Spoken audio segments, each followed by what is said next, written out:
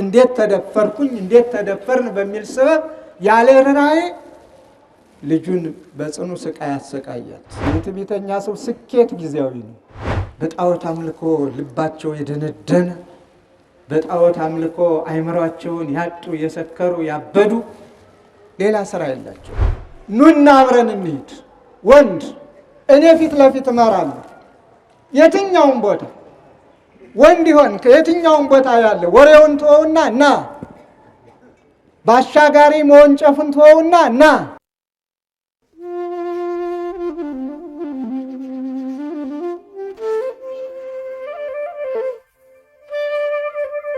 በስመ አብ ወወልድ ወመንፈስ ቅዱስ አሐዱ አምላክ አሜን። ክቡር መላከ ሰላም ኤፍሬም ሙሉ ዓለም የባህር ዳር ሀገረ ስብከት ዋና ስራ አስኪያጅ፣ ክቡር መላከ ገነት አባ ወልደ ትንሣኤ የዚህ ታላቅ ገዳም አስተዳዳሪ፣ ክቡራን የሀገረ ስብከቱ የመምሪያ ኃላፊዎች፣ ክቡራን የገዳማትና የአድባራት አስተዳዳሪዎች፣ ክቡር ሊቀ ብርሃናት አባ ገብረ ማርያም ደባሱ፣ የተከበራችሁ ሊቃውንተ ቤተ ክርስቲያን፣ የተከበራችሁ አባቶችና እናቶች፣ ወንድሞችና እህቶች፣ በአጠቃላይ እግዚአብሔር በቸርነቱ የጠራችሁና የመረጣችሁ በቅድስት ቤተ ክርስቲያኑ የተሰበሰባችሁ ሁላችሁም እንደምን አደራችሁ? እንዴት ሰነበታችሁ? አምላካችን እግዚአብሔር ስሙ የተመሰገነ ይሁን። በቸርነቱ ጠብቆናልና ከዚህም ሰዓት አድርሶናልና በዕለቱም የክብሩ ተካፋዮች እንሆን ዘንድ ስሙ በተጠራበት እግዚአብሔር በሚመሰገንበት በዚሁ በምሕረቱ አደባባይ አገናኝቶናልና ክብርና ምስጋና ለእርሱ ይሁንልን። ሁላችሁንም እንኳን አደረሳችሁ።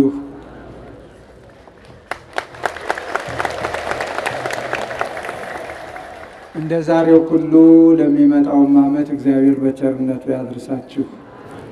በጥሪ ይቅርታ ልፊያችሁ ነው። የተከበራችሁ ሙሽሮች፣ በእግዚአብሔር ቤት በሥርዓተ ቤተ ክርስቲያን ጋብቻችሁን የፈጸማችሁ እግዚአብሔር ፈቅዶ በቤቱ ስላከበራችሁ ክብርና ምስጋና ለእርሱ ይሁን እያልኩ እንኳን ደስ አላችሁ። ትዳራችሁንም እግዚአብሔር ይባርክ። እግዚአብሔር ከእናንተ ጋር ይሁን። ትምህርቱን መምህረ ሊቃውንት ማይበል አስተምረውናል። ከዚህ በላይ መጨማመሩ ምንም ትርጉም የለውም። የሰማነውን በልቡናችን ያሳድርብን ብለን ብንለያይ መልካም ነው። ጥቂት ብቻ ዕለቱን ለማስታወስ ያህል ዝም ብዬ በቀላሉ ዛሬ ብዙ ቅዱሳንን እናስባለን።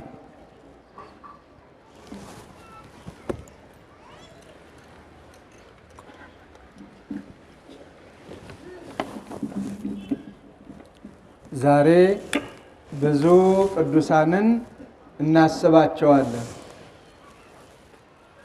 ከቅዱሳኑ ከሰማዕታቱ አንዱ ቅዱስ ጊዮርጊስ የልዳው ኮከብና ፀሐይ ነው። ቅድምም እንደተነገረን እግዚአብሔር በቸርነቱ ከፍ ከፍ ያደረገው ሰማዕት፣ በወጣትነቱ የመረጠውና ያከበረው ማደሪያውም ያደረገው በነገስታቱ ፊት መቆምን የማይፈራ ነገስታቱን ያሳፈረ አምልኮ ጣዖትን የናደ የሰባበረ ልዩ ሰማዕት እንደ ኢትዮጵያችንም የኢትዮጵያ ገበዝ የኢትዮጵያ ባለውለታ ብለን የምንጠራውን ቅዱስ ጊዮርጊስ ነው። እሱን አስመልክቶ ቅዳሴ ቤቱን እናከብራለን፣ እያከበርን ነው ማለት ነው። ሌላው አሁንም ሌላ ቅዱስ ጊዮርጊስ የእስክንድርያ ሌላ ቅዱስ ጊዮርጊስ ነው። ይህ ቅዱስ ጊዮርጊስ ወላጆቹ እግዚአብሔርን የሚፈሩ በሕገ እግዚአብሔር የሚኖሩ የትዳርን ክቡርነት አውቀው ፈቃድ እግዚአብሔርን እየጠየቁ እንደ እግዚአብሔር ፈቃድ እየተመላለሱ የኖሩ ናቸው። ይሁን እንጂ ልጅ አልነበራቸውም። እግዚአብሔር ልጅን እንዲሰጣቸው በቅዱስ ጊዮርጊስ በሰማዕቱ አማላጅነት ለመኑት። በቅዱስ ጊዮርጊስ አማላጅነት ደግሞ ልመናቸው ተቀባይነት አገኘና ጸነሱ፣ ወለዱ። ከዚያም ልጃቸውን ጊዮርጊስ ብለው ሰየሙት። ይህንንም ጊዮርጊስ ዛሬ ሰማዕትነት የተቀበለበትን እናስባለን። በረከቱንም እንቀበል ዘንድ እግዚአብሔርን እንለምናለን። ሌሎቹም በቅዱስ መርቆሬዎስ በሰማዕቱ የተሰየመ ወንድሙ ዮሐንስ በዮሐንስ የተሰየመ እነዚህም ሰማዕትነትን የተቀበሉ ብዙ ናቸው። ሁሉን እንዘርዝር ካል በጣም ብዙ ቅዱሳን በዚህ ዕለት ይውላሉ። እግዚአብሔር ከፍ ከፍ ያደረጋቸው፣ እግዚአብሔር የመረጣቸው፣ እግዚአብሔር ባለሟል ያደረጋቸው። የሁለቱን ታሪክ ባጭሩ ዕለቱ ነውና በዓሉ ነውና ባጭሩ ነው የማስተላልፍላችሁ። አንደኛው የእስክንድርያው ቅዱስ ጊዮርጊስ በሰማዕቱ በቅዱስ ጊዮርጊስ የተሰየመ በስለት የተወለደ ከመልካም አባትና እናቱ ፈሪሃ እግዚአብሔርን ተምሮ በክርስቲያናዊ ስነ ምግባር አጊጦ እንደ እግዚአብሔር ፈቃድ እየተመላለሰ አደገ። ካደገ በኋላ በጎ ስራ በመስራት መልካም ስራ በመስራት እግዚአብሔርን ደስ የሚያሰኘውን ስራ በመስራት በየገዳማቱም እየሄደ ቅዱሳት ገዳማትን እየተሳለመ እያገለገለ የሚኖር ፍጹም የእግዚአብሔር ሰው ሆነ ይለዋል። በአጋጣሚ ደግሞ የእናቱ ወንድም ልጅ አጎቱ ማለት ነው የእስክንድርያ አስተዳዳሪ የነበረ አርማኔዎስ የሚባል ግን በግብሩ የከፋ ከአምልኮተ እግዚአብሔር የራቀ በአምልኮ ጣዖት የሰከረ እግዚአብሔርን የማያውቅ በደመ ነፍስ የሚመላለስ በእጆቹ ስራ የሚመካ ነበረ አጎቱ። የአጎቱ ልጅ ደግሞ በንጽህና በቅድስና የነበረች ጊዜዋን ግን ማሳለፍ የምትፈልገው እሷ ደስ ያሰኛሉ የምትላቸውን ቦታዎች እየጎበኘች ከጓደኞቿ ጋር አገር ላገር የዞረች ነበረና ከዕለታት አንድ ቀን ወደ ደብረ ቁስቋም አመራች። በዚያም የእናቶችን የአባቶችን የቅዱሳኑን ዝማሬ ሰማች። በልዩ ጣዕመ ዜማውም ልቧ ተማረከ። በተመስጦም ውስጥ ሆነች። በዚያም አብረው የነበረውን ያክስቷን ልጅ ማለት ነው እሷ ያጎቱ ልጅ ነች። ቅዱስ ጊዮርጊስን ይህም ሰማው ምንድነው? ትርጉሙስ ምንድነው? ብላ እያንዳንዱን ነገር ጠየቀችው። ቅዱስ ጊዮርጊስ ስል አሁን የምተርክላችሁ የእስክንድርያውን ቅዱስ ጊዮርጊስ ዛሬ የምናስበውን ነው። ሁለቱ እንዳይምታቱብን በስም አንድ ስም ስላላቸው ጊዮርጊስን ስንጠራ የዛሬውን ይህ ቦታ በስሙ የተጠራውን ኮከብ ዘልዳ ብለን እንጠራዋለን። ፀሐይ ዘልዳ ብለን እንጠራዋለን። የኢትዮጵያው ገበዝ ብለን እንጠራዋለን። ይህ ደግሞ የእስክንድርያው ጊዮርጊስ። ቅዱስ ጊዮርጊስም የእግዚአብሔር ሰው ስለነበረ የሰማችውን ጣዕመ ዜማ መነኮሳቱ መነኮሳያቱ ሲያዜሙት ሲዘምሩት የነበረውን በልዩ ተመስጦ እሱም ይሰማ ስለነበረ ተረጎመላት፣ አብራራላት፣ አመሰጠረላት። ልቧም ተማረከ፣ በእግዚአብሔርም አመነች።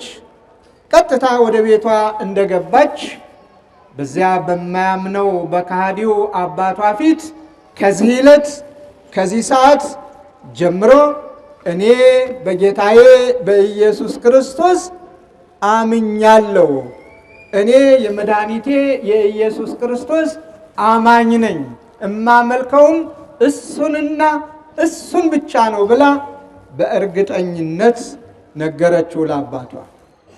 አባቷ ደነገጠ። ልጁ ናትና መስማት የሌለበትን ከልጁ ሰማ። ይሆናል ብሎ ያልገመተውን ሆኖ አገኘው። እንደ አባት እንዴት ብሎ ከመጠየቅ እንዴት አመንሽ? እሱ ማን ነው? እኔም አምን ዘንድ ከማለት ይልቅ ልጄ ሆይ እንዲህ አይነቱ እምነት አያስፈልግሽም። ይህንን እምነት ብለሽ ጨርሶ አታስቢው። እኔ የምልሽን ብቻ ታደርጊያለሽ። እኔ የምልሽን እስካደረግሽ ድረስ ደግሞ የምትፈልጊውን እኔ አደርግልሻለሁ ብሎ አባበላት ይላል። ለማታለል ሞከረ። እሷ ግን መንፈስ ቅዱስ አድሮባታልና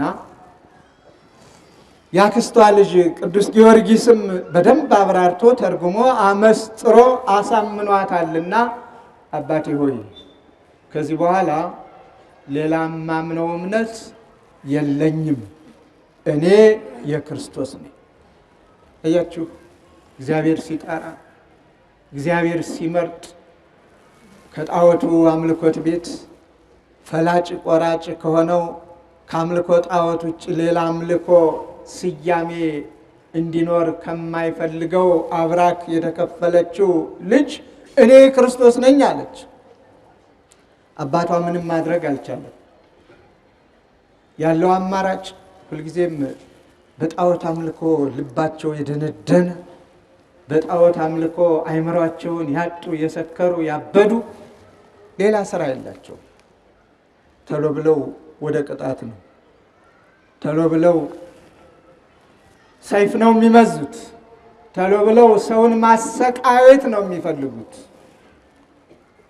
ለነሱ እንዲህ አይነቱን ተመራምሮ ሰምቶ አይቶ አውቆ አምኖ የእግዚአብሔር ከመሆን ይልቅ መደፈር አድርገው ስለሚቆጥሩት እንዴት ተደፈርኩኝ እንዴት ተደፈርን በሚል ሰበብ ያለ ርኅራኄ ልጁን በጽኑ ስቃይ አሰቃያት። የእሱ ስቃይ ለጊዜው ያስታግሳታል ብሎ ቢያስብ፣ ያመነችውን እምነት ያስለውጣታል ያስክዳታል ብሎ ቢያስብም እሷ ግን አንድ ጊዜ መንፈስ ቅዱስ ማደሪያ ሆናለችና፣ አንድ ጊዜ ለእግዚአብሔር ተመርጣለችና፣ አንድ ጊዜ ለሰማያዊ ሙሽርነት እግዚአብሔር አክብሯታልና አንተ ያመንከውን አላምንም እኔ ክርስቶስ ነኝ በማለቷ እነሆ በሰይፍ ተሰይፋ ሰማዕትነትን ተቀበለች። ይህችን እህት እናስባታለን። በሃይማኖት ጽንዕት የሆነችው ለሃይማኖቷ ራሷን የሰጠችውን የአባቷ ቤት የአባቷ ስልጣን የአባቷ ሀብት የአባቷ ክብር ያልማረካት ክርስቶስ የማረካት ለሰማያዊ ሙሽርነት መመረጧን ያመነች ራሷን ለእግዚአብሔር የሰጠች በመሆኗ ከዚች ቅድስት ከዚች ክብርት እግዚአብሔር ከፍ ከፍ ካደረጋት በረከቷን እግዚአብሔር ይክፈለን እያል ቅድስት ቤተ ክርስቲያን በዚህ ዕለት ታስታውሳታለች። አትርሱ። የጊዮርጊስ እስክንድርያዊ የአጎት ልጅ ማለት ነው። አባቷ አርማኔዎስ ይባል የነበረ። አርማኔዎስ ልጁን ለመግደል አልተጸጸተም፣ ርኅራኄም አላደረበትም። ታሪክ ላለማብዛት እንጂ በቅዳሴው ክፍለ ጊዜ የተነበበውን ወንጌል ሰምታችኋል። አባት ለልጁ፣ ወንድም ለወንድሙ፣ እህት ለእህቱ፣ ቤተሰብ ለቤተሰቡ ምንም ርኅራኄ እንደማይኖራቸው ያንን ነው የምናየው። አባት ለልጁ ርኅራኄ አላደረገም እምነቴ ተደፍሯል ብሎ። ለዚያውም እሱ በእጁ ሰርቶ አዘጋጅቶ ዓይን እያለው የማያየውን እግር እያለው የማይሄደውን አንደበት እያለው የማይናገረውን ጣዖት ለምን ካላመለክሽ ብሎ ሰማያዊንም ምድሩንም የፈጠረውን የሚታየውንም የማይታየውንም የፈጠረውን እግዚአብሔርን በማምለኳ ያለ ርኅራኄ ልጁን በሰይፍ ገደለ። ሰይጣን ሁልጊዜ ማደሪያዎች አሉት።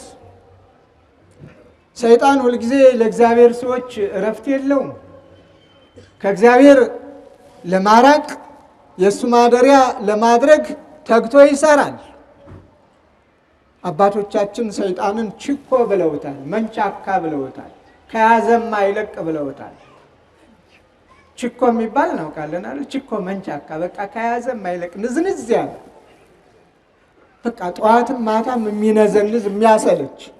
አንዳንድ ጊዜ ሲሰለችን አድርገን እንገላገለው እንል ጠዋትም ማታም አንድ ነገር ሲያሰለች ብንገላገለው ይሻላል ይሄን ሰውዬ እኮ ይባላል።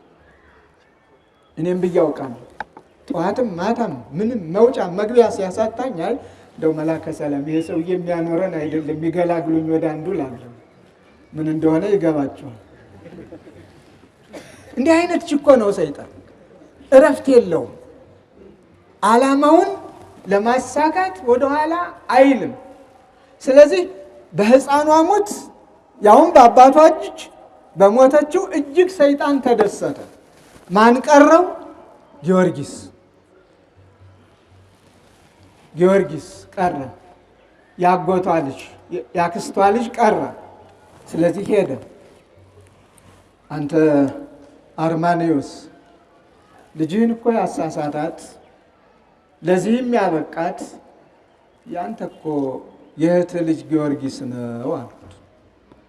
አሃ ለካ ልጄን ለዚህ ያበቃት ጊዮርጊስ ነው አለ። ወዲያው ጠሩታል። እሱንም እንደዚሁ ጽኑ ስቃይ ማሰቃየት ጀመረ። ለምንድን ነው ልጄ እኔን እምቢ ብላ እኔን ጠልታ ለእኔ አልታዘዝም ብላ ምን አይነት እምነት ቢሆን ነው ምንስ አይነት ክብር ብታገኝበት ነው ብሎ ከመመራመር ይልቅ በጨካኝነት ከገደለ በኋላ እንደገና ደግሞ ጊዮርጊስን ጠይቆ ተመራምሮ እንዴት አስተማርካት፣ እንዴት አሳመንካት፣ እስኪ ለእኔም ንገረኝ ከማለት ይልቅ አሁንም ልቡ የደነደነ ነውና እነሆ ቅዱስ ጊዮርጊስንም ማሰቃየት ጀመረ። አላምንለት ቢል አሁንም ወደሚያሰቃዩ ሰዎች ላከው። ቅዱስ ጊዮርጊስም በሰማዕትነት አረፈ።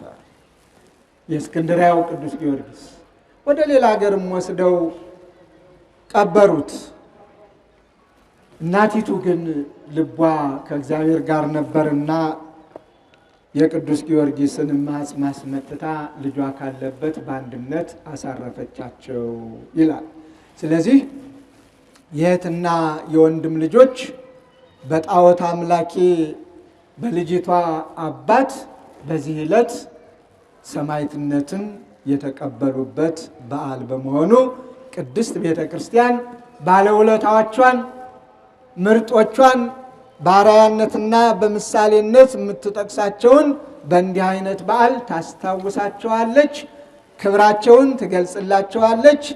የነሱ በረከት እኛንም እንዲጎበኘን እስከ መጨረሻው በሃይማኖት እንድንጸናም እግዚአብሔር ሆይ እነሱን ያጸናህ፣ እነሱን የመረጥክ፣ እነሱን ከፍ ከፍ ያደረግ እኛንም እርዳን ብለን በስማቸው እንማጸናለን፣ እናከብረዋለን። አንደኛው ይህንን ዕለት የምናከብርበት ይህ ነው ማለት ነው። ትምህርቱን ተምረናል። ዕለቱን ለመጥቀስ ያህል ነው። ሁለተኛው ቅዱስ ጊዮርጊስ ቅዳሴ ቤቱ ነው።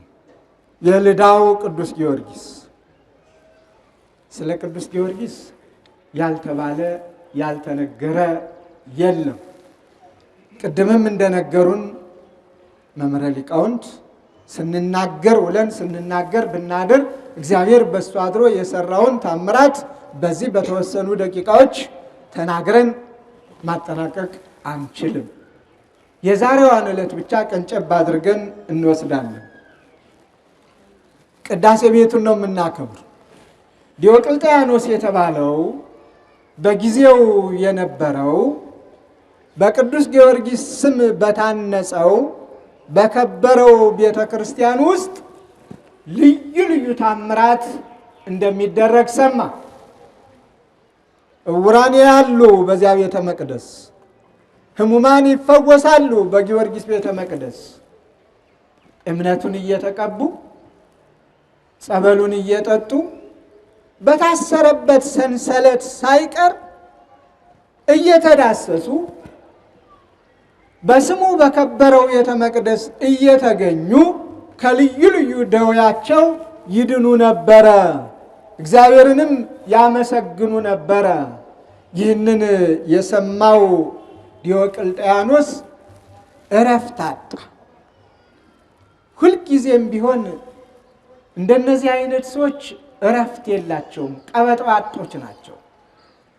በጎ ነገር አይወድላቸውም፣ መልካም ነገር አይታያቸውም፣ ድንቅ ነገር መስማትን አይፈልጉም። ዓለም ሁሉ እነሱን ብቻ ቢያመሰግናቸው፣ እነሱን ብቻ እንዲያከብራቸው፣ እነሱን ብቻ ከፍ ከፍ እንዲያደርጋቸው፣ ከሱ ውጭ ከነሱ ውጭ ሌላ ማንም ማን የለም የሚል ስያሜ ብቻ እንዲኖራቸው ይፈልጋሉ። ዲዮቅልጥያኖስ ምኑንም አልለካው። በጊዮርጊስ ቤተ መቅደስ የሚሰራው በጎ ነገር፣ ድህነት፣ ትሩፋት፣ የምእመናን ፈውስ ለሱም ክብሩ እንጂ ውርደቱ አልነበረም። ግን አልተቀበለውም። ስለዚህ የጦር መኮንኑ የነበረውን አውሄዎስ የተባለውን መኮንን ከጭፍሮቹ ጋራ ቀጥታ ወደ ቤተ መቅደሱ ወደ ጊዮርጊስ መታሰቢያ ስሙ በሚጠራበት ቤተ መቅደሱ በታነጸበት ሄዶ ምንም በዚያ ታምራት እንዳይሰራ ቤተ መቅደሱን አፍርሶ እንዲመለስ ትእዛዝ ሰጠ ይለናል። ይታያችሁ፣ የታደሉት ቤተ መቅደሱን ያንጻሉ፣ የታደሉት ቤተ መቅደሱን ይገነባሉ፣ የታደሉት አስራቱን በኩራቱን ለእግዚአብሔር ይዘው ወደ እግዚአብሔር ቤት ይቀርባሉ። የታደሉት በሰማይቱ አማላጅነት እግዚአብሔርን ይማጸናሉ። ከደዌ ሥጋ ከደዌ ነፍስ ለመዳን እግዚአብሔርን ይለምናሉ። የታደሉት ቅዱስ ጊዮርጊስ ወይ አንተ ምርጥ የእግዚአብሔር ሰማዕት፣ እውነተኛ ምስክሩ፣ ያለምንም ሰቀቀን ፍርሃት ሞትን የተጋፈጥክ፣ በነገስታቱ ፊት የቆምክ፣ ነገስታቱን ያሳፈርክ፣ ለእኔም ኃይልን ጉልበትን እግዚአብሔር ይሰጠኝ ዘንድ ለምንልኝ፣ አንተም እርዳኝ ብለው ይለምናሉ። ያልታደለው ዲዮቅልጥያኖስ ግን አውሄዎስ የተባለውን መኮንኑን ከጭፍሮቹ ጋር ሂደህ ቤተ መቅደሱን አጥፋ፣ አቃጥል፣ አውድም ብሎ ነው ትእዛዝ የሰጠ። ዛሬም ያልታደሉት ቤተ መቅደስ ሲያወድሙ እንሰማለን፣ እናያለን። ዛሬም ያልታደሉት ይህንን ስራ ሲሰሩ እናያለን። ዛሬም ያልታደሉት በማነጽ ፋንታ ሲያፈርሱ፣ በመገንባት ፋንታ ሲንዱ፣ በመስራት ፋንታ የተሰራውን እንዳልነበረ ሲያደርጉ እናያለን። ይህ አለመታደል ነው። ከማን የተወረሰ ከተባለም ከእንደዚህ አይነት ሰዎች የተወረሰ።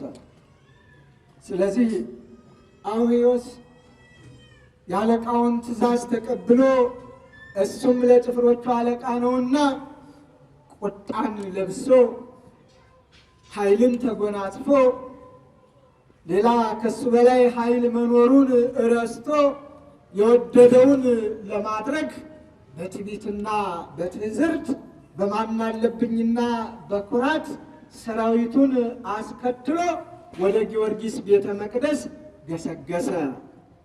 እንደደረሰም ፊት ለፊት የቅዱስ ጊዮርጊስን ስዕል አየ። በስዕሉም ግራና ቀኝ መቅረዝ አለ። የማያቋርጥ መብራት ይበራል ከመቅረዙ ላይ። በትዕቢት ሆኖ በማናለብኝነት ራሱን ከፍ ከፍ አድርጎ የታጠቀውን ሰይፍ መዘዘና መቅረዙን መታው በሰይፉ። ይታያችሁ አንዳንድ ጊዜ አፍና እጅ አስቸጋሪዎች ናቸው።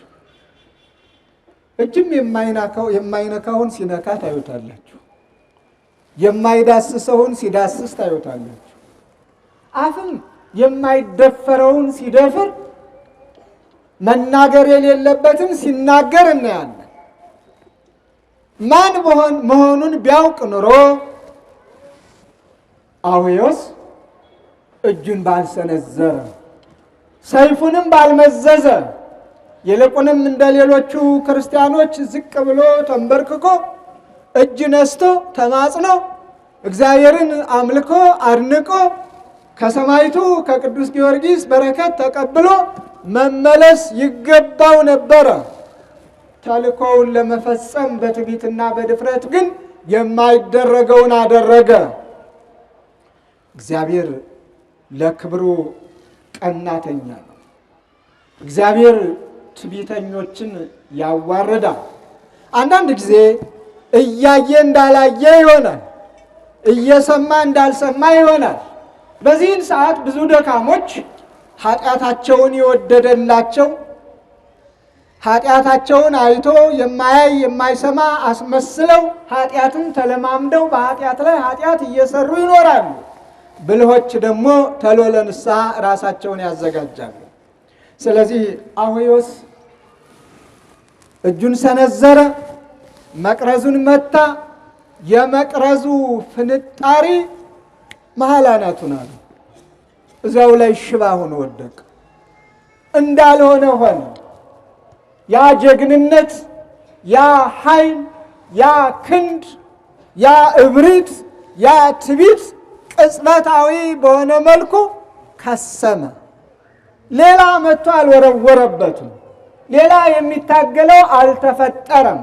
እሱ የሰበረው መቅረዝ ስባሪ አናቱን አለው። አወዳደቁ ከፋ። ጀሌዎቹ እሱን ተሸክመው ወደ መጡበት ተመለሱ። ግን ይዘውት ለመሄድ የሚያበቃ ጠባይ አልነበረውም ሰውነቱ። መዓዛው ከፋ፣ ነገሩ ተለወጠ። ስለዚህ ይህንን ይዞ መጓዝ የትም ስለማይደርስ የትም ስለማያደርስ ባህር ላይ ወርውረውት ሄዱ ይላል። የብሬተኞች ፍጻሜ፣ የትዕቢተኞች ፍጻሜ፣ ያላዋቂዎች ፍጻሜ ይሄ ነው። በቅዠት ዓለም የሚመላለሱ ሰዎች ፍጻሜ ይሄ ነው። ፍቅርን ርኅራኄን የማያውቁ ሰዎች ፍጻሜ ይሄ ነው። በትዕቢት በጉልበት በትምክህት የሚመላለሱ ሰዎች ፍጻሜ የአውዮስ ነው። አውዮስ ይህ ዕድል ነው የገጠመው። ልብ አድርጉ። ዲዮቅልጥያኖስ ይህንን ዜና ሰማ። ይህን ዜና ሲሰማ ዲዮቅልጥያኖስ መማር ነበረበት፣ መፍራት ነበረበት፣ ራሱንም መጠየቅ ነበረበት። ለምን? ማን መተው? በእርግጥ የቅዱስ ጊዮርጊስ ስዕል አለ። የሰማው ታሪክ ግራና ቀኝ መቅረዝ ነው የሚበራው። በሰይፍ የመታው መቅረዝ ነው አናቱን ብሎ እንዳልሆነ ያደረገው። ይሄ የእግዚአብሔር እጅ መሆን አለበት ብሎ መጠርጠርም ነበረበት። ግን አልጠረጠረም። ትዕቢቱ ከፍ ያለ ስለሆነ ሁልጊዜ ትዕቢት ሲያውር በጣም አደገኛ ነው። ትዕቢት ሲጋርድ በጣም አደገኛ ነው። ትዕቢት ዝቅ ዝቅ አያደርግም፣ ከፍ ከፍ ነው የሚያደርግ። ተራራ የመናድ አቅም ያለው ነው የሚያስመስል።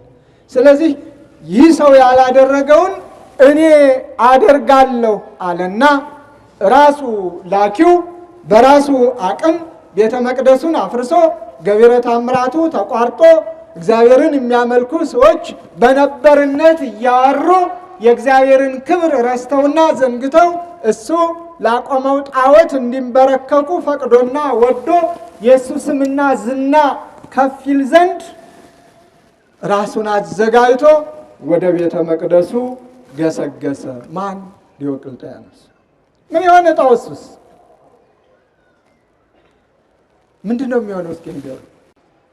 ይሳካለታል? ኧረ ትዕቢተኛ ሰው አይሳካለትም። ጊዜያዊ ነው። የትዕቢተኛ ሰው ስኬት ጊዜያዊ ነው። የትዕቢተኛ ሰው አቅም ጊዜያዊ ነው። ጉልበት ጊዜያዊ ነው። ፈሊጡም ጊዜያዊ ነው። ሁሉም ጊዜያዊ ነው። ያከትማል። ከዚያ በፊት መስሎታል። ብዙ ነገሮች ተከናውነውለታል። ስለዚህ የለመደች ጦጣ እንደዚያው ነው። ሁልጊዜም ቢሆን እንደደረሰ የተቀበለው የእግዚአብሔር መልአክ ነው። የእግዚአብሔር መልአክ ዲዮቅልጥያኖስን ቀጣው፣ ዓይኖቹን ጋረደው፣ ማየትም ተሳነው። ማየት ተሳነው ስንል ይሄ በላይ የሚንጓለለው አይነ እሱ አይደለም። እሱ ከዚህ ቀደም ደጋግሜ እላችኋለሁ፣ ከዓይናማዎች የሚሻሉ ዓይናማዎች አሉ። ከዓይናማዎች የሚሻሉ ዓይናማዎች አሉ። እኛ ያዩም የምንላቸው የልባቸው ዓይን ብርሃን ነው። አርቀው ያያሉ። እኛ ማንበብ ያቃተንን እነሱ በቃላቸው ይሉታል፣ ያመሰጥሩታል። ይልቁንም በኢትዮጵያ ኦርቶዶክስ ተዋሕዶ ቤተ ክርስቲያን ብዙ ማየት ተሳናቸው የምንላቸው ሰዎች ቅዱሳት መጻሕፍትን በቃላቸው ሸምድደው ዓይናማው ከያዘው በላይ እነሱ ይዘው ቤተ ክርስቲያኒቱን አክብረውና አስከብረው ይኖራሉ። ይህ አያይም፣ ዓይኑ ተጋረደ ስንል የሥጋ ዓይኑም የሕሊና ዓይኑም ሁሉንም ነው ያጣ። አወዳደቁ ከፋ። አጃቢው አንጋቢው አብሮት ተከትሎት የነበረው ሁሉ ጥሎት ሄደ። ያ በክብር ገኖ ነግሶ ይኖር የነበረ አፈርሰዋለሁ ብሎ ወደ ሄደበት ወደ ቤተ መቅደሱ በር ላይ ሲደርስ በመልአከ እግዚአብሔር ተቀጥቶ ዓይኑን ተጋርዶ ልቡናው ታውሮ አእምሮ ተነክቶ እንዳልሆነ ሁኖ ለማኝ ሁኖ ቀረ ይለናል ታሪክ። ለማኝ ነው የሆነው። እዚያው እየለመነ ረዳት እየፈለገ ኖረ እየተቅበዘበዘ እስከሚሞት ድረስ። እግዚአብሔር ቤተ መቅደሱን በክብር አስጌጠ። እግዚአብሔር በታምራት ላይ ታምራትን አደረገ። ለምን ታምር ይደረጋል ሲል ያ ታምር እሱ የጠላው ታምር እሱ ስም አጠራሩ እንዲጠፋ የፈለገው ታምር ምን ሆነ? በራሱም ተፈጸመ። ድንቅ ስራውን ምዕመናን እንዲያዩ ትምክህተኞች፣ የታምራት ተቃዋሚዎች፣ እግዚአብሔር የሚያደርገውን ድንቅ ስራ የሚቃወሙት ሁሉ አወዳደቃቸው የከፋ መሆኑን አሳየን ማለት ነው። ስለዚህ ከነዚህ ከሶስቱ ባለሟሎች የእግዚአብሔር ሰዎች ይህንን ታሪክ ተምረናል ዛሬ። ዲዮቅልጥያኖስና አውዮስ አርማኔዎስ ሶስቱ ባላስፈላጊ አመፀኝነት፣ በእንቢተኝነት፣ በአጋጣሚው ደግሞ በዚያው አንጻር ሶስቱ ቅዱስ ጊዮርጊስ ስሟ ያልተጠራችው የቅዱስ ጊዮርጊስ የእስክንድርያው እህት ደግሞ በእግዚአብሔር ሰውነታቸው ያስተምሩናል።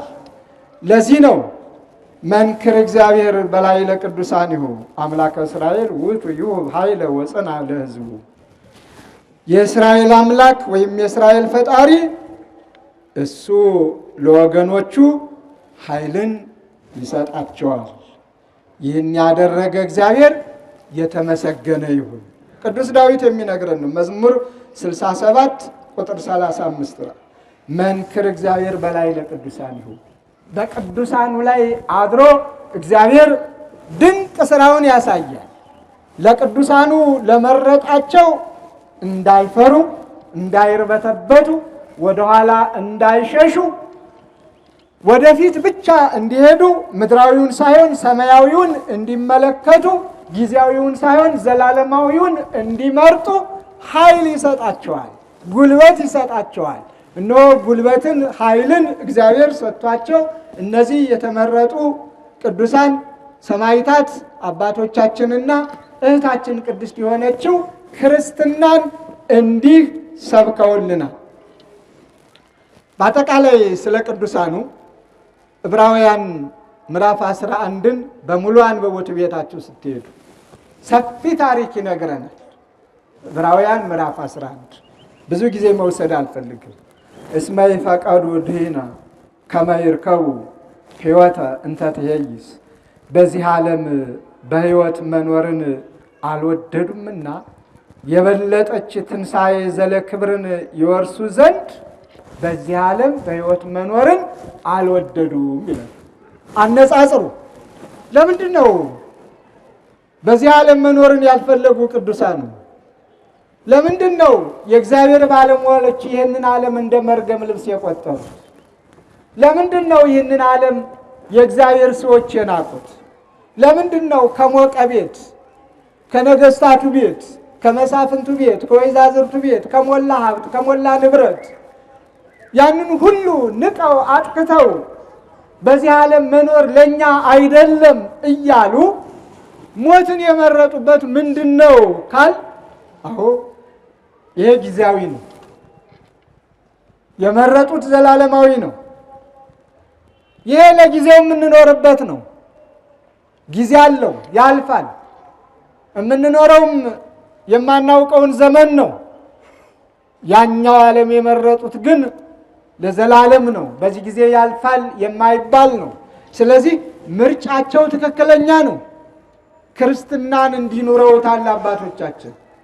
ክርስትናን እንዲተርጉመውታል አባቶቻችን፣ እናቶቻችን። ታዲያ የኔና የናንተ ክርስትና ምን ይመስላል? ስለ ሌላው መተረክ ቀላል ነው። ታሪኩም ያስጎመጃል፣ ደስም ያሰኛል። ምነው እኔን ባደረገኝ እንደዚያች ቅድስት ጽናቱን ሰጥቶኝ መከራውን ተቀብዬ የማያልፈውን ዘላለማዊ ክብር ባገኘው፣ እንደነ ቅዱስ ጊዮርጊስ ጊዜያዊውን መከራ ተቀብዬ ዘላለማዊውን ክብር ባገኘው ብለን በስሜት በሰዓት ብዙ ልንል እንችላለን። ከተወሰነ ጊዜስ በኋላ አብሮንስ ቤት ድረስ ይጓዝ ይሆን? ይውላል፣ ያድራል፣ ያመሻል። ታሪካቸው ወዲያው እንረሳዋለን። ምክንያቱም ሰይጣን እረፍት የለውማ። ስለዚህ ክርስትናን እንደ አባቶቻችን እንኖር። አባቶቻችን በተጋድሎ ነው የኖሩት። የዓለም አይገባንም ብለው ከአንዱ ወደ አንዱ እየተንከራተቱ ዋሻ ለዋሻ የፍየል ሌጦ ለብሰው በረሃብ አለንጋ እየተገረፉ የእግዚአብሔርነታቸውን እያረጋገጡ እግዚአብሔርን እየሰበኩ እያስተማሩ በመልካም አርአያነትና ምሳሌነት ራሳቸውን ለእግዚአብሔር ሰጥተው ታሪካቸውን ትተውልን ዘላለማዊውን ክብር ወርሰው ይኖራሉ። እኛስ የነሱ ልጆች ነንና እንደነሱ ለመሆን ራሳችንን አንርሳ፣ እናዘጋጀው። እኛ ክርስትናችን ሁሉ ወሬ ላይ ተመስርቷል። ክርስትናችን ሁሉ ወሬ ላይ ተመስርቷል። ሞትን መጣ ከተባለ አንተ ሞትልኝ ብሎ የሚጽፍና የሚያወራ እንጂ እኔ ልሙት ብሎ ወደ ሞቱ አደባባይ የሚመጣ የለም። መርዶ ነጋሪ እንጂ የዚህ ሰማዕትነት አካል ልሁን ብሎ የሚገሰግስ የለም ማንም። ወሬው ላይ ግን አለን ሁላችንም። የሚገርመው ግን አንዱ አንዱን ሲተች አለማፈሩ ነው። መተቻቸት ብቻ የሰለጠነበት ዘመን፣ ከወሬ ያልዘለለ ክርስትና። ክርስትና እኮ ስናየው ስንሰማው አባቶቻችን አውርተው አላለፉ፣ ሰርተው ነው ያለፉት። ሰማዕትነት አይለፍህ ብለው ሰማዕትነት ወደሚፈጸምበት ሰማዕትነት ወደሚደረግበት ቦታ እየገሰገሱ እኔም የክርስቶስ ነኝ፣ እኔም አምላኬ ኢየሱስ ክርስቶስን አምነዋለሁ፣ ከሱ ሌላ አምላክ የለም የለኝም ብለው መስክረው ነው በአደባባይ ራሳቸውን መስዋዕት አድርገው ዘላለማዊውን ክብር የወረሱ። በእኛ ዘመን ደግሞ እኛ ሰማዕትነት ተቀበለ የሚል ወሬ ከሰማን ለምን እነገሌ የሰማዕትነት አብረው አልተቀበሉም፣ ለምን እነገሌ ዝም አሉ የሚል ትችት ካልሆነ በስተቀር ሰማዕትነት አይለፈን ብለን ሁላችንም ሰማዕታቱ ሰማዕትነት ወደ ተቀበሉበት ቦታ አንድም እግሩን የሚያነሳ የለም። ሁሉም የውሸት ክርስትና ይመስላል። ስለዚህ ከውሸት ካስመሳይነት ፖለቲካንና ክርስትናን ቀላቅሎ ከማውራትና ጥላቻን ከመንዛት ባላስፈላጊ ዋይታና ጫጫታ ዝም ብሎ ክርስቲያን መስሎ ከመታየት እውነተኛ ክርስቲያን መሆን ክርስቲያኖቹ መከራ ወደሚቀበሉበት እየተገኙ መከራውን ተቀብሎ እንደ ትናንትናው እንደነ ቅዱስ ጊዮርጊስ የማያልፈውን ክብር ለመውረስ ራስን አዘጋጅቶ መምጣት ነው። የሚገርመው አንዳንዶች እዚሁ ሀገር ውስጥ እንኳን ሆነው ቢናገሩ ትንንሽም ቢሆን እንዲያኮራ ነበር አይደል? መደበቂያና ጎረኖ አዘጋጅተው የሚገርም እኮ ነው። ለምን ማንህ የሚለው እኮ የለም። በሱ ብልህን ምንድነው የልጆች ጨዋታ እንደ ሁል ጊዜ ትዝ ይለኛል። ልጆች ህፃናቱ ምግብ ሲቀርብ አንተ ዝበል ይላሉ፣ እኔ ደግሞ አኛኛኝ እላለሁ ይላል። ምን ማለት ነው? የትኛው ነው እየበላ ያለ? አቤት አኛኝ የሚለው እየበላ ነው አይደል? የሚለው ደግሞ በቃ አቀልጣፋው አቀለጣጥፎ የሚጨመር እንጀራ ከሌለ አልቆለታል ማለት ነው። አቀለጣጥፎ ሄዷል። ስለዚህ በየጉሬው ተደብቀው አንዳንዶቹ ፖለቲካውና ክርስትናው ተሳክሮባቸው እኛ ሂደን እንድንሞትላቸው፣ እኛ ሂደን እንድንናገር፣ እኛ በየአደባባዩ እንድንሆን ብዙ ይሉናል። ኑና አብረን እንሂድ። ወንድ እኔ ፊት ለፊት እመራለሁ።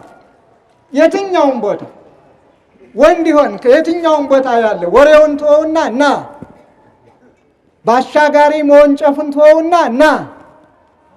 ሰማለሁ አንዳንዱ ጸርቅ ባይ ይነግሩኛል። አባ አብርሃም ምናምን ወደድክም ጠላህም አባ አብርሃም ያለው አገሩ ላይ ነው። ቢናገርም አገሩ ላይ ነው። ለዛውም በሚፈለገው ፊት ነው። እንዳንተ ተደብቄ አላወራም፣ ተሸሽጌም አላወራም፣ ደሞም አልሸሽም።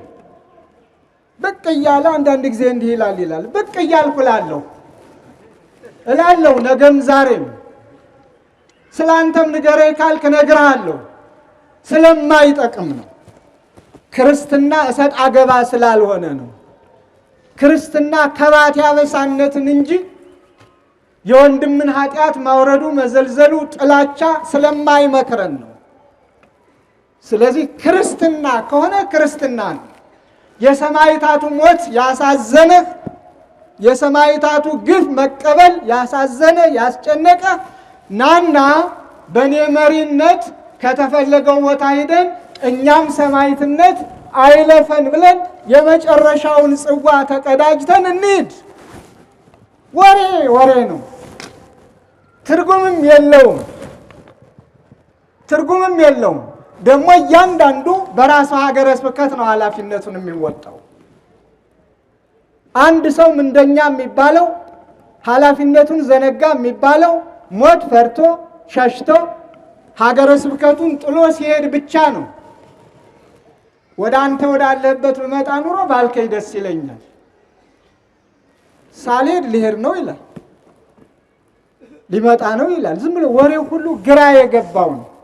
እኔስ እድሉ ቢቀናኝ እንደነ ቅዱስ ጊዮርጊስ እንደ ሁለቱ እንደ እህቴ በአንድ ቀን ሂዳ በተመስጦ ዝማሬ መላእክትን ሰምታ የመነኮሳቱን የመነኮሳያቱን ድምፅ ሰምታ ያንን ተርጉማ አስተርጉማ አመስጥሮ የነገራትን ሰምታ ከሞቀው ቤቷ ይቅርብኝ ብላ ከገዢው አባቷ ይቅርብኝ ብላ ሞትን መርጣ እንደሞተችው ባደረገልን እውነታው ይሄን እና ይህንን መናገር ፈልጌ አይደለም። ምእመናን ብዙ ምእመናን ጨዋታውን ያደሩታል። አንዳንዶች የዋሃን ያ ገበያ ነው፣ ገበያውን አድሩለት፣ እንጀራ ይብላ፣ በምን ይብላ፣ እኛን ካላማ እኛን ካላዋረ ወሬ ስራ እስከሆነ ድረስ ያግኙ። በዚህ እኛ ችግር የለብንም። ግን የብዙ ክርስቲያኖች ልብ ደግሞ መሰበር የለበትም። የብዙ ክርስቲያኖች ልብ ደግሞ መሸራረፍ የለበትም። ስለዚህ አባቶቻችን መከራ መቀበልን ነው የመረጡት። ከማን ጋር? ከህዝባቸው ጋር ሆነው፣ ሩቅ ሆነው በማውራት አይደለም፣ በወንጭፍ አይደለም፣ ዘመን ባመጣው ወሬ አይደለም። ቅድም መምህረ ሊቃውንት ማይበል አሁን ካህንማ ያወግዘው ብለውታል። ካህንማ ያወግዘው ደና ማውሪያ አግኝተናል። ካህንማ ያወግዘው እውነት እኮ ነው። ደግሞም እውነት ይሁን ውሸት ይሁን እንዳውሪው ብቻ ብዙዎችን የሚጠልፉበት አንዳንድ ጊዜ የሌለ እኔ በራሴ ነው የማየው። ፎቶግራፊን ተለጥፎ ያውና ዝምቦ ዛሬ ነበርኩ እንደዚህ ቦታ መች አለው እላለሁ። ቦታውም ላይ የለውም እኮ ጭራሽ ግን ተለጥፏል። ከዚያም ስሜም ተጠቅሷል። ውስጥ ስገባ ግን የለሁበትም ከምኑ እንዲህ አይነት ወሬ መሳቢያ። እንጀራ በመሆኔ ደስ ብሎኛል። ግን ለብዙዎቹ እንኳን እንጀራ በሉ። አሁን እንጀራ ብሉ ተቃውሞ የለኝም። የሚያዋጣ ከሆነ ዘቅዝቀህም አቆመህም ምንም ብለህም እንደው ለጣጥፈህ እንደፈለገ አድርገህ እንጀራ ብላብኝ ችግር የለብኝም። ዋናው እንጀራ መብላትህ እኔም ክብር ማግኘቴ ነው። ባልሰራሁት የሆነ ነገር ሁሉ ክብሬ እንጂ ውርደቴ ስላልሆነ። ግን የዋሃን ምዕመናንን ልብ መስረቅና ማታለል፣ የሰው እምነት መሸርሸርና በድብቅ ሴራ እውነተኛ ክርስቲያኖችን እየጠለፉ መጣል የነውር የበደል ስለሆነ እንዲህ አይነቱን አቁሙ እላለሁ። ይበቃል። ከነ ቅዱስ ጊዮርጊስ ተማሩ። እውነተኛ ክርስቲያኖች ከሆናችሁ ኑ አገራችሁ ግቡ፣ አብረን በየቦታው እንዙር። ለምንድን ነው የምትገሉ ብለን እናስተምር። ቅዱስ ጊዮርጊስ በመሳፍንቱ በመኳንንቱ ፊት ነው እየቆመ ያስተማረ። የዚያ ጊዜ እናንተ ማናችሁ እያሉ ብለው ቢፈልጉ በሰይፍ ቢፈልጉ በእስራት ቢፈልጉ በመጋዝ በአባቶቻችን ላይ ያደረጉትን እኛም እንቀበል። የዚያ ጊዜ ክርስቲያኖች እንሆናለን። እኔ ላውራ አንተ ሙትልኝ ግን የክርስትና ትምህርት አይደለም። እኔ ተደብቄ የፈለገኝን ልበል፣ አንተ በየሰገነቱ በየአደባባዩ እየወጣ ለምን ይህንን አላልክም ማለት ግን ክርስትናን አይሰብክም። ይሄ አስመሳይነትን ነው፣ አድርባይነትን ነው፣ አውርቶ አደርነትን ነው። ከእንዲህ አይነት መገላገል መልካም ነው ብዬ አምናለሁ። ስለዚህ በአጠቃላይ ክርስቲያኖች አባቶችና እናቶች ግድ የላችሁም። ክርስትና ወሬ አይደለም፣ ተግባር ነው። ክርስትና ሰምተነው ብቻ የምንተው አይደለም፣ ሰምተን በተግባር የምንፈጽመው ነው። ክርስትና መስሎ መታየት አይደለም፣ ሆኖ መገኘት ነው። ክርስትና ለምን ገሌ አልሞተልኝም፣ ለምን ገሌ አልተናገረልኝም፣ ለምን ገሌ አፍ አልሆነልኝም አይደለም የሚባለው። አፍ ሆኖ አንደበት ሆኖ እኔ ክርስቶስ ብሎ በየአደባባዩ መስክሮ መከራ ለመቀበል ራስን ማዘጋጀት ነው። ክርስትና ፍቅር ነው። ክርስትና ሰላም ነው። ክርስትና ራስን ማዋረድ ነው። ክርስትና ለወገን ራስን መስጠት እንጂ አንተ ስጥልኝ ማለት አይደለም። ክርስትና ያለንን ተካፍለን መብላት፣ ያለንን ተካፍለን መልበስ፣ ተዛዝኖ መኖር እንጂ እኔ ልብላ አንተ ጦምደር አይደለም። እኔ ይመቸኝ አንተ ተንገላታ አይደለም። ብዙዎቹ ግን ክርስትና ለውጠውታል፣ በወሬ ለውጠውታል። እነሱ እንዳዛኝ ያወራሉ። ሌላ አዛኝ የሚሆን እንኳ እንዳይኖር ስም አጠራሩን እየጠለፉ ይጥላሉ። ብዙውን እያንገላቱ ቀዛፊ የሌለው መርከብ ዝም ብሎ በኋላ የሚንጓለል ምእመን ተፈጥሮ ሁሉም አባት የሌለው ሰባኪ የሌለው መምህር የሌለው ካህን የሌለው አበነፍስ የሌለው ማንም ማን የኔ የሚለው ሳይኖረው ተንጓሎ እንዲቀር ዘመኑ እያሳየን ነው። ስለዚህ ወደ እውነቱ እንመለስ። ክርስትና እኔ አርአያ ሁኜ መሞት ከኔ ይጠበቃል። ሌላውም እንደዚያው። ግን ሙትልኝ አይደለም ማለት ያለብኝ፣ ደጋግሜ ነው የምናገረው። ስለዚህ እነ ቅዱስ ጊዮርጊስ ይህንን ያስተማሩ፣ እግዚአብሔር በረከታቸውን ያሳደረብን። ሌላው በመካከላችን ሙሽሮች አሉ። ሙሽሮቹ በድጋሚ እንዲሁም ቤተሰቦች፣ ታዳሚዎች በሙሉ በእግዚአብሔር ቤት ጋብቻችሁን ስለፈጸማችሁ ደስ ይበላችሁ፣ እግዚአብሔር ይባርካችሁ። በእግዚአብሔር ቤት ጋብቻ ክቡር ነው። ጋብቻን የባረከ የቀደሰ ያከበረ እግዚአብሔር ነው። የጋብቻን ሕግ የሰራ የደነገገ በዚህ ተመሩ ብሎ ለተጋቢዎች ያስተማረ ራሱ እግዚአብሔር ነው። በዘመነ ብሉይም በዘመነ ሐዲስም ታምራቱንም ያደረገ የመጀመሪያው ታምር በጋብቻ ቤት ነው፣ በሰርግ ቤት ነው። ከእናቱ ከቅድስተ ቅዱሳን ከድንግል ማርያም ከመረጣቸው ካከበራቸው ከሐዋርያቱ ጋርም የተገኘ በሰርግ ቤት ነው። እናንተም ዛሬ እግዚአብሔር በሚገኝበት በቤቱ ተገኝታችሁ ከሱ ጋር ትእዛዙን ፈጽማችሁ ቅዱስ ሥጋውን ክቡር ደሙን ተቀበላችሁ የክብር መጎናጸፊያውን ተጎናጽፋችሁ አንድ የሚያደርገውን ቀለበት አስራችሁ ለዚህ በቅታችኋልና ፍጻሜያችሁን እግዚአብሔር ያሳምርላችሁ። ታዲያ ጋብቻችሁ ወረት የሌለው እንዲሆን ቤተክርስቲያን ትመክራችኋለች። ዛሬ ጋብቻውም ወረት አድሮበታል። ተጋቡ ሲባል ተፋቱ ይባላል። ሰላም ናቸው ፍቅር አላቸው ሲባል ተጣሉ ይባላል። አንድ ላይ እየኖሩ ነው ሲባል ተለያዩ ይባላል። አንዳንድ ጊዜ ልጆችንም ወልደው ልጆችም ዕዳ ገብተው ወያለ እናት ወያለ አባት የሚንገላቱ ልጆች ብዙ ናቸው። ስለዚህ የዛሬው ጋብቻችሁ እስከ ዕለተ ሞት ድረስ የታመነ እንዲሆን ቅድስት ቤተክርስቲያን አደራ ትላችኋለች። እስከ ዕለተ ሞት ጋብቻ ማለት ተቻችሎ የሚኖሩበት ሜዳ ነው። ይመቸኛል አይመቸኝም የሚባል ነገር የለውም። ሶስት ጉልቻ ይስጥ አይደለም ምርቃቱ የአባቶቻችን። የሶስቱን ጉልቻዎች ታሪክ ታውቁታላችሁ። ሶስቱ ጉልቻዎች እኮ በእሳት በነበልባል ነው መከራ የሚያዩት። እነሱ እየተለበለቡ እነሱ በእሳት እየተጠበሱ ምግብን አዘጋጅተው ምግቡን አብስለው ለተጠቃሚው ይሰጣሉ። እነሱ ግን መከራውን ነው የሚቀበሉት። ስለዚህ ሶስት ጉልቻ ማለት በትዳርም ውስጥ ፈተና የለውም ማለት አይደለም።